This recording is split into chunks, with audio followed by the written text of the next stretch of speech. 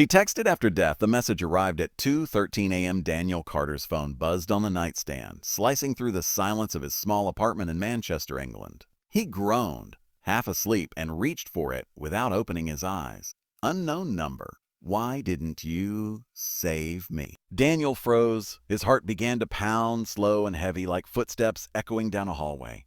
He sat up in bed, staring at the glowing screen. The message felt wrong, not just because of the words, but because of the name attached to the contact. Emily Harper. Daniel's breath caught in his throat. Emily had died 3 days ago. The police called it a tragic accident, a car crash on a rainy night, a slippery road, a sudden turn. Daniel remembered the flashing blue lights, the twisted metal, the smell of smoke and rain. He remembered standing behind the police tape, numb, while paramedics covered her body with a white sheet. He also remembered something else. The argument. Their last conversation had been loud, messy, and cruel. Emily had begged him not to leave that night. "But Daniel, please," she had said, her voice trembling. "The storm is getting worse. Stay here." But Daniel had been angry. "You're always overreacting," he snapped. "I'm not a child. I'm not a child." He slammed the door and drove away, leaving her standing alone in the rain. Less than an hour later, her car crashed into a guardrail on the highway. Daniel never got to say goodbye. Now, 3 days later, her name was glowing on his phone. Emily Harper, you left me alone. Daniel's hands began to shake. "This isn't funny," he whispered into the empty room. He typed quickly. "Daniel, who is this?" The reply came instantly. "Emily, you know who it is?" A chill crawled down his spine. He checked the contact details. It was her number, the same number he had called hundreds of times, but that number was supposed to be disconnected after her death. Daniel forced himself to breathe. This had to be a prank. Someone must have found her phone. Maybe a friend, maybe a hacker. Yet deep down he felt something darker, a heavy weight pressing on his chest. The phone buzzed again. "Emily, I was scared." Daniel swallowed hard. Images flooded his mind. Emily gripping the steering wheel, rain pounding against the windshield, her eyes wide with fear. The sound of thunder, the screech of tires, the crash. He stood up and paced across the room, trying to calm himself. "You're imagining things," he muttered. But then the phone buzzed again. "Emily, you promised you'd protect me." Daniel felt tears forming in his eyes. He remembered the night they first met. A small cafe near the university. She spilled coffee on his jacket, then laughed nervously while apologizing. From that moment, they were inseparable. She trusted him, loved him, believed in him. And on the night she died, he abandoned her. The apartment suddenly felt colder. Daniel rubbed his arms, shivering. "Stop it," he whispered.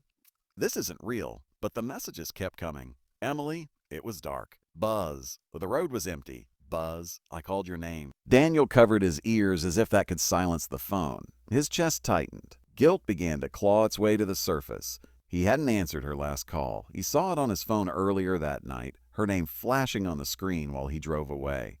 He ignored it. The phone vibrated again. "Emily, Daniel." He stared at the screen, frozen. Then another message appeared. "Oh, come see me." Daniel's stomach dropped. The timestamp read 2:27 a.m., the same time the accident happened 3 nights ago. Against his better judgment, Daniel grabbed his jacket and keys. "Lloyd just need answers," he told himself. Rain was falling outside, just like that night. Cold drops hit his face as he stepped into the darkness. The streets were empty. Street lights flickered, casting long shadows across the wet pavement. Daniel drove silently through the city, following the same route Emily had taken before her death. His hands tightened around the steering wheel. Every turn felt familiar, every mile heavier. The phone buzzed again. "Emily, you're close." Daniel's heart pounded faster. He reached the highway. The rain intensified, pounding against the windshield like fists. Thunder rumbled overhead. Visibility dropped. Daniel slowed the car. And then he saw it, the guardrail, bent and twisted, the exact spot where Emily's car had crashed. His phone buzzed once more. "Emily, stop here." Daniel pulled over, his tires crunching on gravel. The engine idled. The headlights illuminated the damaged guardrail glistening in the rain. For a moment, everything was silent. Then the car radio suddenly turned on by itself. Static filled the air. Daniel jumped, his heart racing.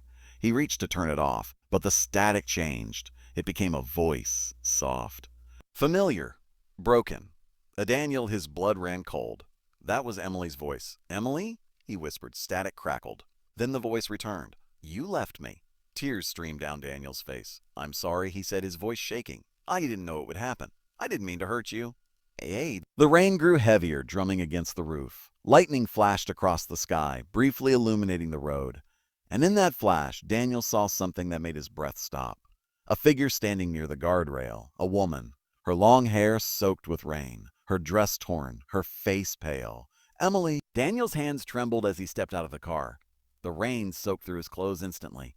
"Emily!" he called softly. The figure didn't move. She simply stood there, staring at him. Her eyes were empty, filled with sadness. Not anger, not hatred, just sorrow.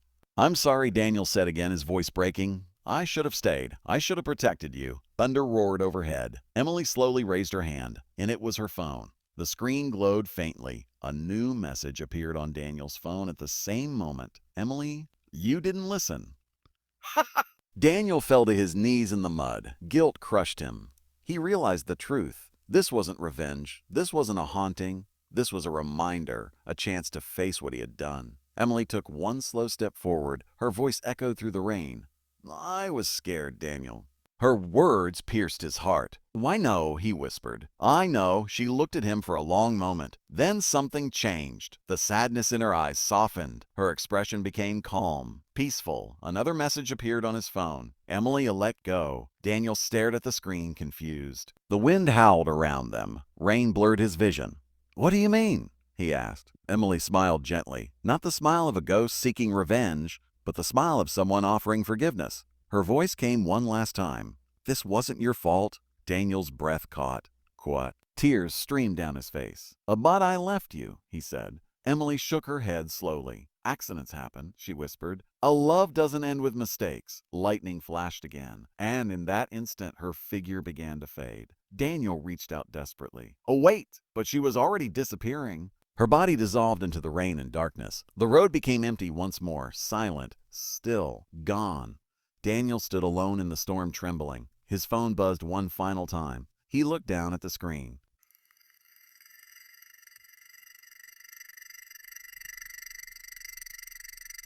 Completely dead, the rain slowly stopped. Clouds drifted apart, revealing a faint glow of moonlight. Daniel took a deep breath.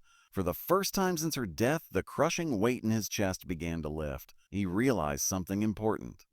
Love isn't about perfection, it's about forgiveness. About learning, about honoring the people we lose by living better lives. Months later, Daniel returned to the same highway, but this time the sky was clear. Sunlight shone brightly across the road. Near the guardrail stood a small memorial, fresh flowers. A photograph of Emily smiling. Daniel placed a white rose beside it. "I miss you," he said quietly. Gentle breeze passed through the air, rustling the leaves. For a moment, he felt warmth, like someone standing beside him, watching, protecting, at peace. The end.